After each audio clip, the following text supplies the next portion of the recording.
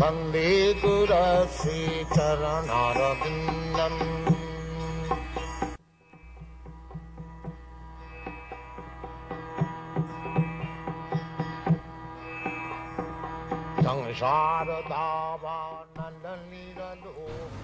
That is our pleasure. Isavasamidam sarvam. Everything belongs to God. That's it, man. Under the influence of Maya, we are thinking, and this is my fault.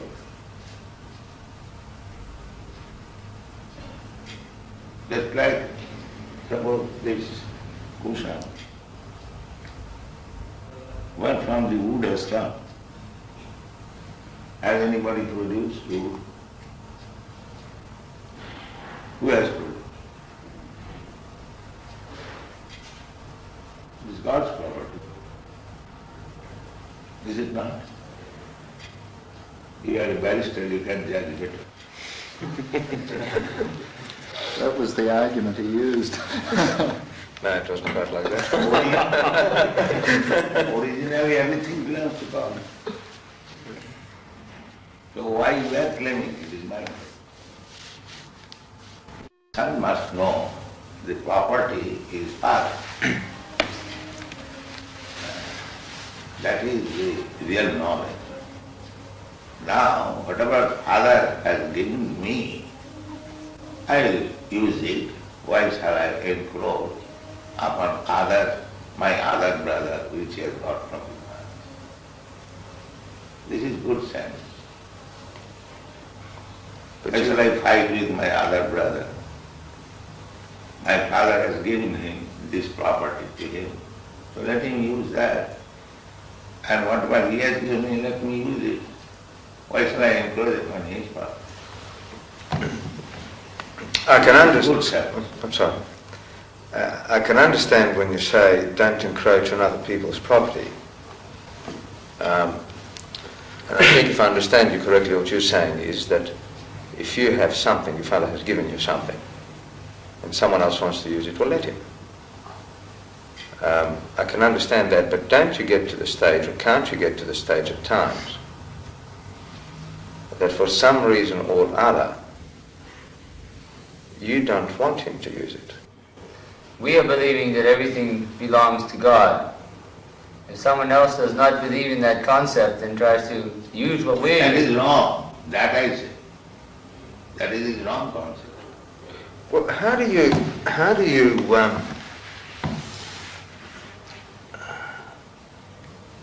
reconcile, or how do you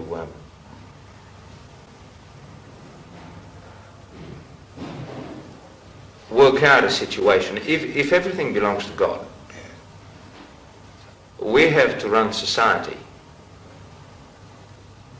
You don't forget that everything belongs to God. Because you have to run society, it does not mean that you forget the real thing.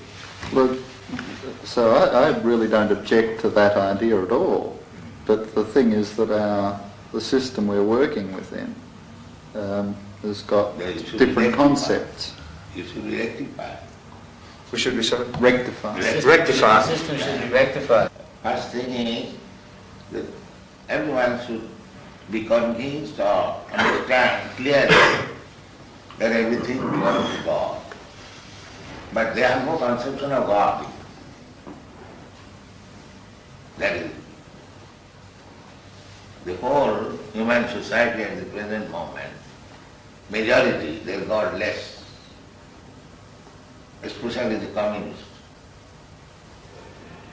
They don't acknowledge the scientists, the philosophers, the scholars, all godless.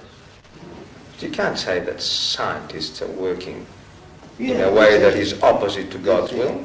Oh yes, I have met many scientists. They say that we shall solve everything by scientific advancement. We have done already. This is right.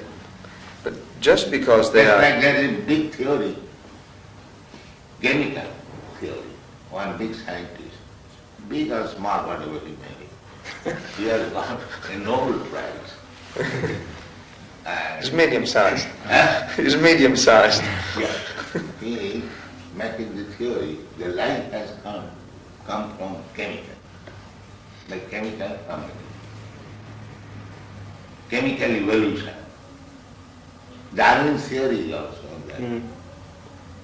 This is the big scientists. They are so full that life has come from matter. Where is the proof? It's not a He very was good... lecturing in California University, and there was one student, he is my disciple. He challenged him that if you get the chemicals, whether you can manufacture life. That answer was, that I cannot say. Why? You are putting this theory that life has come from chemical. So science means observation and experiment.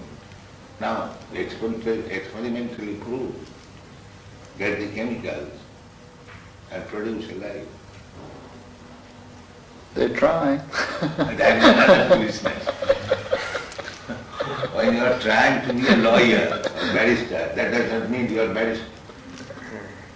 When you are a student of law, you cannot say that I am barrister or advocate. You cannot say. You are trying to be, that is another.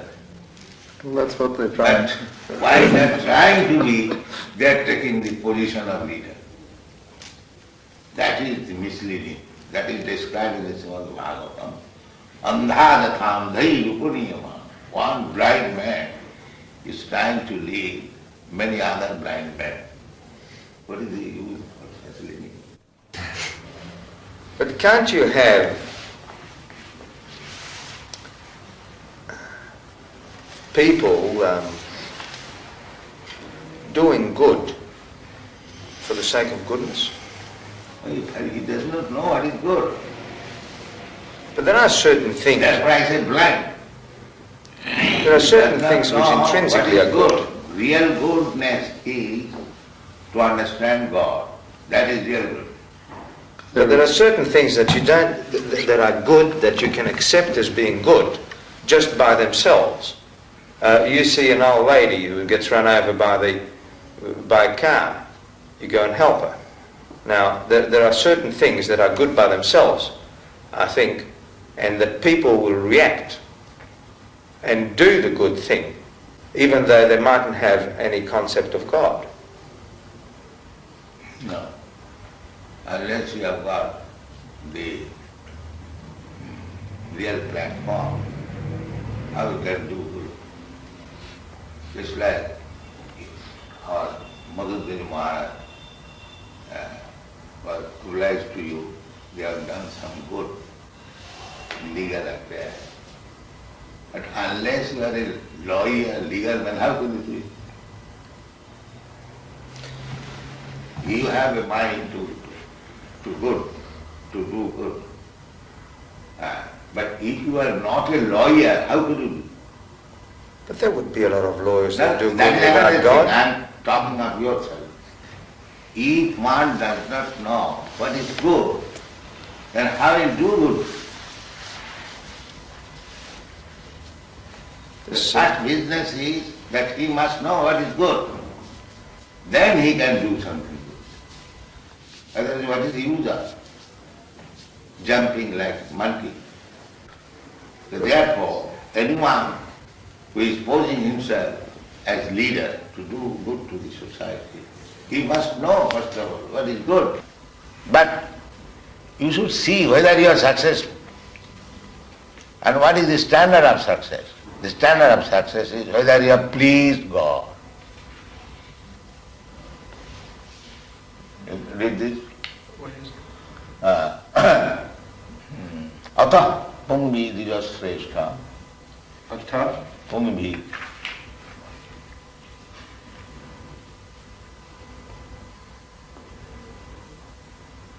Atapumbir Dvijasreshta. PARADHARMAdas.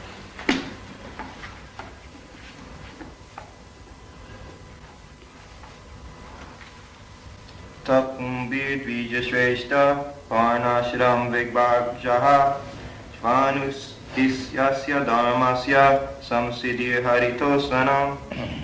O best among the twice-born, it is therefore concluded that the highest perfection one can achieve by discharging his prescribed duties, dharma, according to caste divisions and order of life, is to please the Lord, Hari. That is it. That should be it. So, whether by my profession, by my business, by my talent, by my capacity, there are different categories. Whether I have pleased God, then it is it. India is still, if one has very good garden and flowers, if somebody goes, sir, I want to take some flowers from your garden for worshipping God. Yes, you can take. They will be very glad.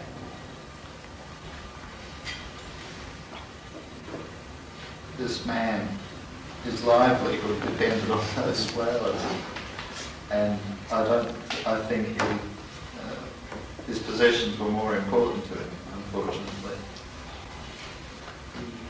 It's a funny story. There's a funny follow-up to that one, and that is that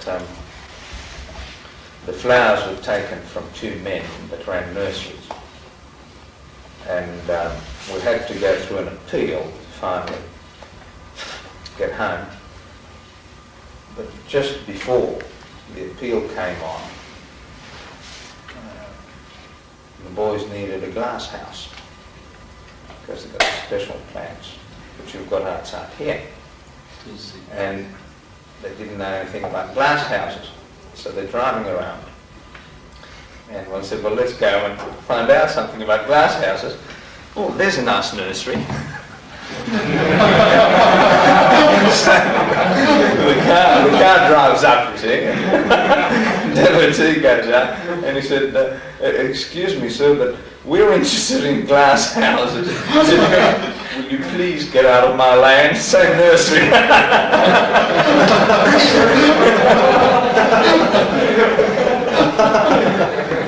Out of 200 nurseries around the area, he picked that particular one.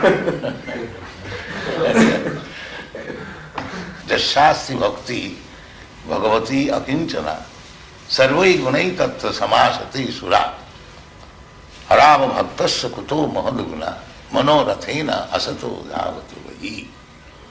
The meaning is that anyone who is God conscious, devotee, he has got all the good qualities. What we consider as good qualities, he has got. And similarly, one who is not a devotee of God, he has no good quality. Because he will hover on the mental platform. There are different platforms. Bodily concept of life, jana, and this body. Therefore, my business is to satisfy the senses. This is bodily concept of life. And others, they are thinking, I am not this body, I am mind. Well, they are going on mental speculation, like philosophers, thoughtful men. And above that, there is intelligent class of men practicing some yoga, and spiritual platform is above that. First bodily concept, gross, then mental, then intellectual, then spiritual. So this Krishna consciousness movement is on the spiritual platform, above body, mind and intelligence. But actually, we should come to that platform because we are spirit soul. We are neither this body, nor this mind, nor this intelligence. So,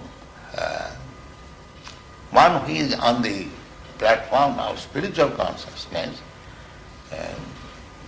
they have got everything. Intelligence, proper use of mind, proper use of the body. Everything is there. He must be at the same time, although he is hero, he must be generous. Just like Alexander the Great, perhaps you know the story, he arrested one thief. So when he was arrested and he was being judged by Alexander, the thief pleaded that what is the difference between you and me? You are a great thief, I am a small thief. So Alexander understood it and got him with his yes. This is generosity. He must agree to the principle. Well, there's another one, the battle. Remember the big battle where the opposition, what was his name, was on the ground, and he said... Abhimanyu was surrounded by the Maharathis. There was no mercy then. So now Karna was objecting that you cannot shoot a man if he gets off his chariot. And Krishna said there was no mercy with Abhimanyu, so therefore there will be no mercy now. Tit for tat. But where was the generosity then? Then what that is happening? Tit for tat. Was that generosity? Huh? Was that, where was No. the generosity? That, Just times, Wally, surely there's times for the... that is war tactics. Yeah. That is war tactics. He's going to bring some prasadam for you. Give some prasadam for them. Yeah. Yeah. We invited everyone over to one Ukashrava's house one night. We had a big party, and Wally came and Raymond came, and they became very much addicted to prasadam.